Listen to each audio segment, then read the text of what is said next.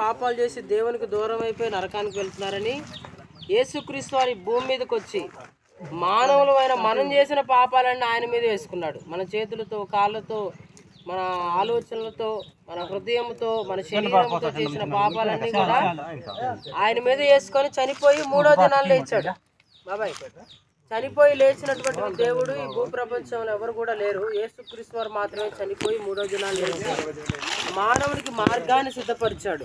ఆయన ఏమంటాడంటే, సర్వభూమికి వెళ్ళి సర్వ సృష్టిలో ఉన్న మానవులందరికీ దేవుని సువార్త ప్రకటించండి, నమ్మిన వాడు రక్షించబడతాడు, అంటే నిత్యరాజ్యానికి వారసుడు అవుతారు. ఒకనాడు మేము కూడా వినలే మీలాగే, ఏదో చెప్తున్నారు, ఏదో అంటున్నారు, మేము ఎందుకు వినాలి, మాకు అవసరం, మా దేవుడు కాదనుకున్నాం. ఒకనాడు మేము కూడా సేమ్ తెలియనప్పుడు ఎవరైనా అట్లే ఉంటాం కదా. తర్వాత దేవుని గురించి తెలుసుకున్న తర్వాత ఇప్పుడు చూసా బ్రాహ్మణ్స్, పెద్ద పెద్ద వ్యక్తులు, గొప్ప గొప్ప వ్యక్తులు కూడా ప్రభువుని తెలుసుకొని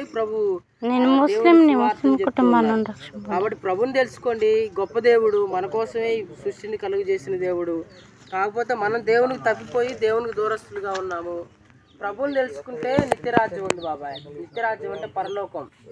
అక్కడ ఎలా ఉంటుందంటే సంతోషము, సమాధానము, ఆనందము, రోగం లేదు, బాధ లేదు, కష్టం లేదు.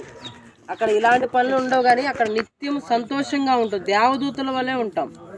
దాన్ని సంపాదించుకోవాలనే ప్రభువారు మన కోసమే ఈ సృష్టి భూమి మీదకి వచ్చి చనిపోయి 3వ దినాలు లేచాడు. ఆయన నమ్మితే స్వర్గం ఉందన్న. స్వర్గం అంటే పరలోక రాజ్యం. ప్రభుని తెలుసుకోండి. దేవుని మాటలు ఉంటాయి. చదువుకున్నారా మీరు? ఎవరు చదువుకోలేదా? మనం చదువుకున్నా చదివినాం అనుకో, ఆ నిత్యరాజ్యం